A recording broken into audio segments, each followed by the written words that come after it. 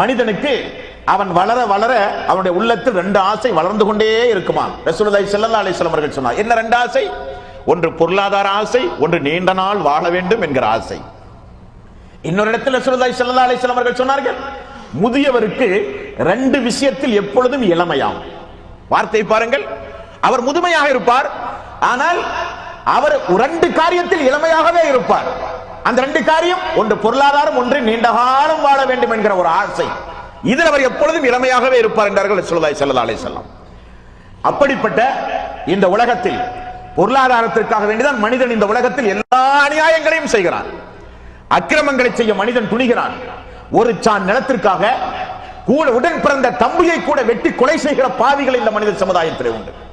பொருளாதாரத்திற்காக வேண்டிதான், ஒரு ஜான் வயிற்றை காப்பாற்ற வேண்டும் என்பதற்காகத்தான் எல்லா ஹராம்களையும் மக்கள் செய்கிறார்கள். ஒரு காலம் வரும், ஒரு காலம் வரும். அந்த காலம் எப்படிப்பட்ட காலம் என்றால், மக்கள் ஹராமையும் பார்க்க மாட்டார்கள், ஹலாலையும் பார்க்க மாட்டார்கள். அப்படிப்பட்ட ஒரு காலம் வரும் என்று ரசூலுல்லாஹி ஸல்லல்லாஹு அலைஹி வஸல்லம் அவர்கள் சொன்னார்கள். வந்துவிட்டதோ என நினைக்க தோன்றுகிற காலம் இந்த காலம். எங்கு பார்த்தாலும் மனிதன் 24 மணி நேரத்தை அல்லாஹு தஆலா தந்து ஒரு 25 நிமிடத்தை எனக்காக வேண்டி ஒதுக்கி ஐங்கால தொழுகையை பேணுங்கள் என்று சொல்லுகிறான். அவனுக்கு அந்த நேரத்தை கூட ஒதுக்க நாம் தயாராக இல்லை. பொருளாதாரம் பொருளாதாரம் என்று அலைந்து திரிகிறோம் நாம் எல்லாம். அல்லாஹு தஆலா சூரத்து தௌபா 9வது அத்தியாயத்தில் ரப்பல் ஆலமீன் சொல்கிறான், தோழர்களே, மறுமை நாளில் ரெண்டு வகையான தண்டனைகள் உண்டு. மறுமை நாளில் ரெண்டு வகையான தண்டனை உண்டு.